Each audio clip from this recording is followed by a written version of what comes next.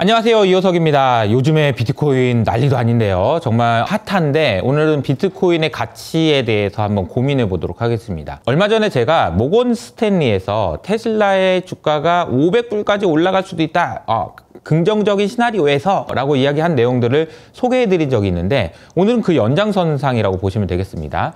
BCA라는 전 세계 독립 리서치 중에서요 제일 유명한 데거든요. 이 독립 리서치 기관에서 이번에 비트코인의 가치가 20만 불까지 갈 수 있다고 이야기한 보고서가 있어서 20만 불? 10만 불 아니고 20만 불? 이거 뭐지? 라고 해가지고 제가 한번 소개해 드리도록 하겠습니다. 여러분도 한번 들어보시면 이상하다, 갸우뚱 하실 분도 있고요, 엄청 또 이게 키보드로 이거 틀렸다라고 얘기하실 분도 있을 텐데 얼마든지 환영합니다. 제 의견이 아니고 BCA의 의견이니까요. 자, 그러면은 우리 이거 시작하기 전에 시가총액 전 세계 시총 순위를 한번 살펴보도록 할게요. 시가총액 순위를 한번 살펴보도록 하겠습니다. 1등이 어디게요? 1등이 금입니다. 금의 시가총액이 대략 17.6조 달러거든요. 중국의 GDP 정도의 규모가 금의 시가총액입니다. 금의 시가총액이라는 게 뭘까요? 전 세계에서 채굴돼가지고 어딘가에 판매된 금을 다 더해보면 17.6조 달러 정도 된다라는 거죠. 그리고 2위가 엔비디아입니다. 엔비디아의 시총은 3.6조 달러입니다. 이게 참 대단한 것이, 엔비디아의 시가총액이 이렇게 됐다라는 것은 또 무슨 의미가 있을까요? 생각해보면 여러분이 엔비디아 주식을 가지고 있다라는 것은 사실상 계약이거든요. 나 이거 샀는데 여러분이 엔비디아 뭐 있어요? 없잖아요. 그냥 MTS에서 엔비디아 있다라고 쓰여지니까 있나 보다 하는 거잖아요. 이건 믿음이고 계약입니다. 이 계약의 가치가 3.6조 달러나 된다는 건 정말 대단한 거죠. 우리나라 GDP의 거의 2배에 육박합니다. 그리고 세 번째가 애플이고요. 애플의 시가총액은 3.5조 달러입니다.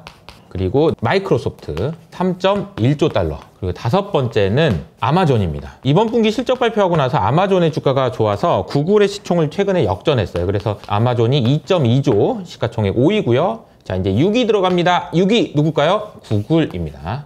구글의 시가총액은 2.1조입니다. 자, 지금부터 집중하세요. 지금부터 재밌어요. 자, 7등이 누굴까요? 7등이 예상하셨겠지만 7등은 비트코인입니다.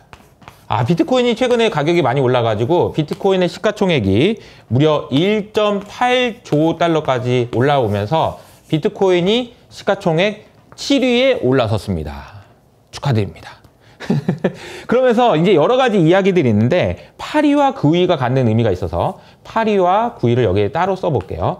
8위는 누구냐면요, 아람코입니다. 아람코의 시총이 대략 1.79조 정도 되고요. 그러니까 아주 차이가 그렇게 크진 않은데 비트코인이 살짝 아람코의 시총을 넘어섰다라고 보시면 되고, 9위는 누구냐면요, 은입니다. 금 다음이 은이 아니고 금 다음에 이렇게 많은 회사들, 그리고 비트코인 다음에 은이라고 볼 수 있고, 은의 시가총액은 1.7조 달러입니다. 자, 그러면 이 두 가지는 어떤 의미가 있냐라고 생각해보면, 이 비트코인의 가격이 올라가면서 비트코인이라는 것이 저장해 놓는 가치가 1.8조 달러가 되면서 8위인 아람코의 시총을 넘어섰다.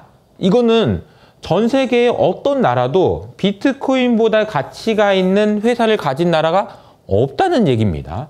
미국을 제외하면요. 두 번째로는요, 은의 시가총액을 넘어섰다는 얘기는, 잠깐만, 은을 넘었어? 자, 그럼 어디지? 다음? 여기? 금까지 갈까? 한번? 야, 내친기면 가자 라는 생각을 할 수 있고, 1.8조 달러, 17.6조 달러니까 10분의 1 넘었으니까 야, 이거 몇 퍼센트까지 갈까? 라는 질문들을 해볼 수 있다는 거죠. 여러분은 어떻게 생각하세요? 금하고 비트코인하고 금의 몇 퍼센트 정도의 시가총액을 비트코인이 가져가는 게 맞을까요? 그 질문에 대한 대답을 지금부터 한번 해보도록 하겠습니다. 솔직히 저도 이런 생각을 많이 하긴 했는데, 이거 도대체 감이 안 잡히더라고. 어떤 식으로 해야지 이걸 몇 퍼센트가 적당하다라고 얘기할 수 있는지, 얘기할 수 있을까라는 생각을 할 수 있는데요. 우선은 시작하기 전에 최근에 이제 비트코인 ETF가 생겼잖아요.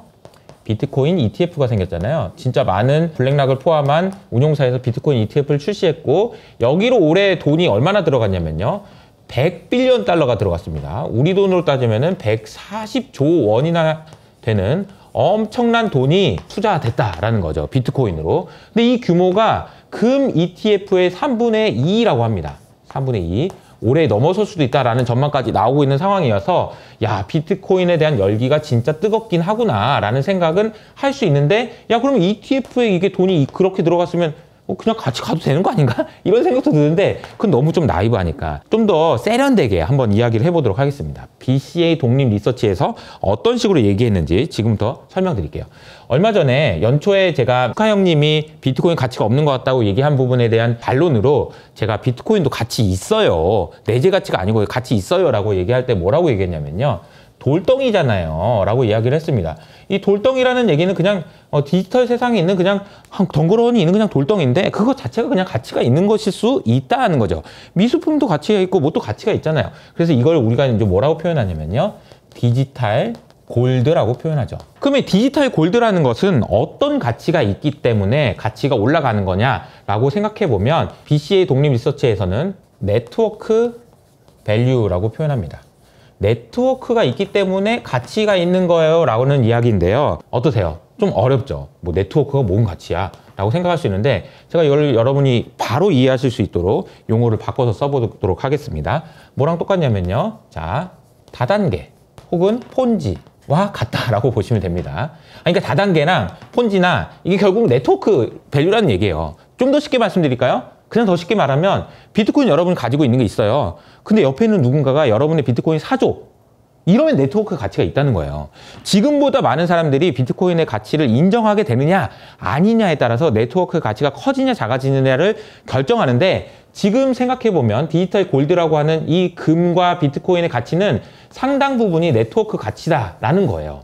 그러면 이게 또 이제 이런 질문을 하실 수가 있습니다. 많은 분들이 금하고 비트코인을 비교할 때 늘 하시는 질문이 있습니다. 야, 금은 금 반지라도 할 수 있어. 근데 비트코인은 안 되잖아. 이런 얘기인 거죠. 이거 귀금속이야 라는 거죠. 귀금속. 그러면 이렇게 생각해 볼 수 있습니다.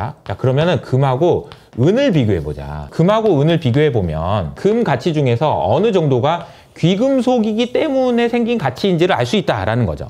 그래서 조사를 해보니까 금이 은에 비해서 채굴 난이도가, 그러니까 채굴하기가, 얻어내기가 8배 정도 어렵다라고 합니다. 그러면 만약에 금에 귀금속의 가치만 있다라고 한다면 은보다 8배 비싼 게 맞죠? 그런데 실제로는 어떻죠? 같은 무게당 금과 은의 가격 차이를 비교해보면 현재는 80배 정도 됩니다. 그러니까 생각보다 많은 것이 귀금속 말고 딴 무엇인가 때문에 생긴다라는 것을 의미하는 거죠. 그래서 BCA 리포트를 보면 이런 그림이 나와 있어요.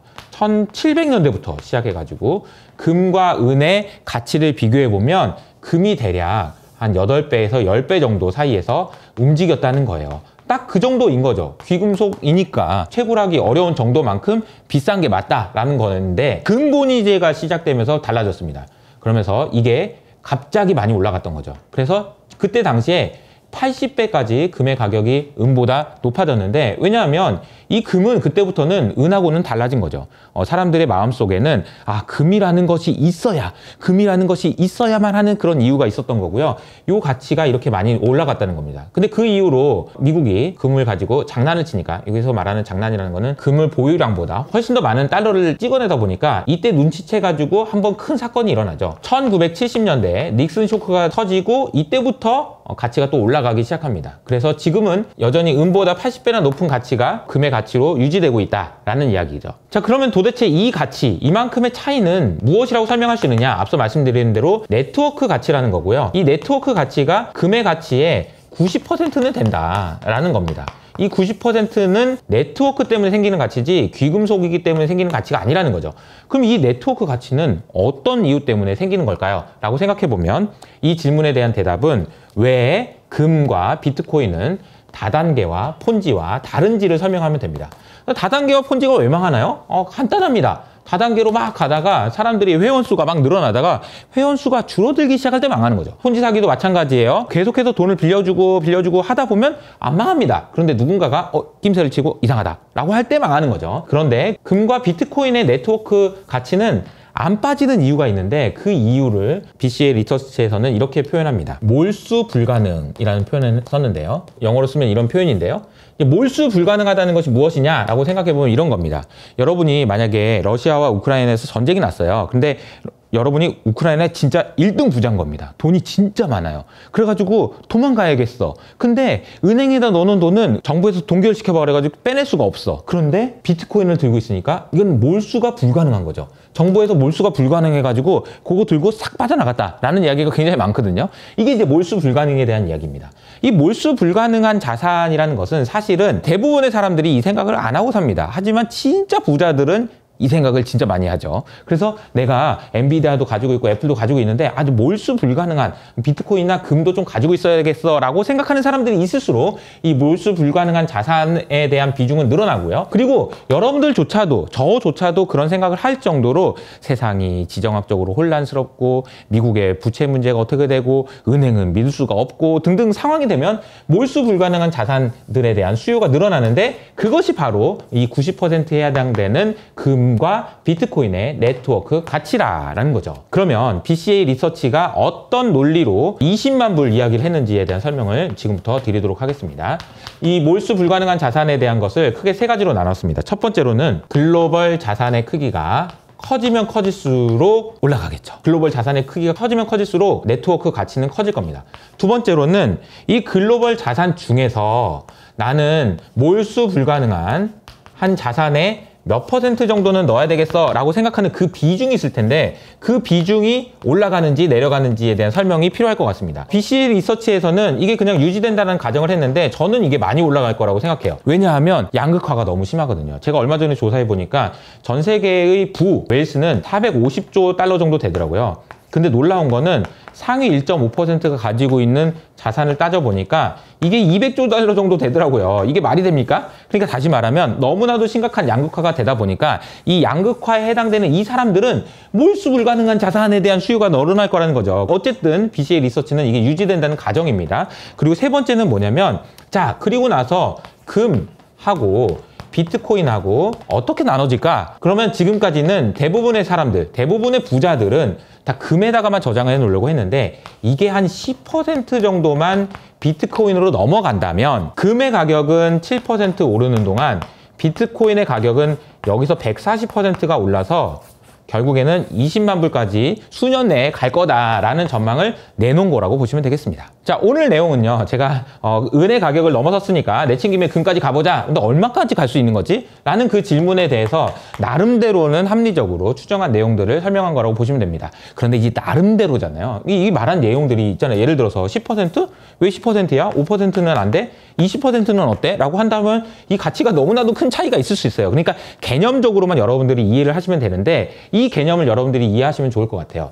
몰수 불가능한 자산이 무엇인지, 그리고 세상은 몰수 불가능한 자산을 더 필요로 할 것이고 이 몰수 불가능한 자산에 대한 수요는 늘어날 것 같은데 그런 과정에서 금과 비트코인 중에서 어떤 게 더 편리한지를 생각해 보면 비트코인의 가치가 장기적으로 봤을 때 우상향할 수 있다라는 생각을 할 수 있는 아주 재미있는 논리가 아닌가 싶습니다. 제가 여러분들에게 말씀드리는 내용은 똑같습니다. 여러분들이 그냥 밤에 잠을 잘 수 있을 정도를 길게 투자하시는 것이 필요하다는 말씀을 다시 한번 강조해서 말씀드려요. 대신에 오늘 이게 제가 설명드렸던 이 내용이 여러분들이 비트코인을 조금 더 가지고 가더라도 잠이 잘 올 수 있는데 도움이 됐으면 좋겠습니다. 그래서 여러분들이 잠을 잘 수 있는 정도를 오랫동안 비트코인을 들고 가셔서 여러분들의 구매력을 유지하는데 비트코인이 좋은 수단으로 활용되기를 바라는 마음을 가지면서 여기서 마무리하도록 하겠습니다.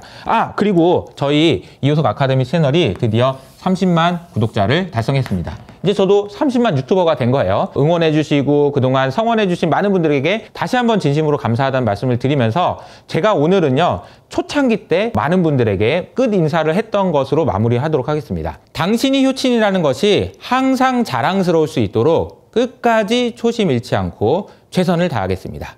지금까지 그냥이었습니다.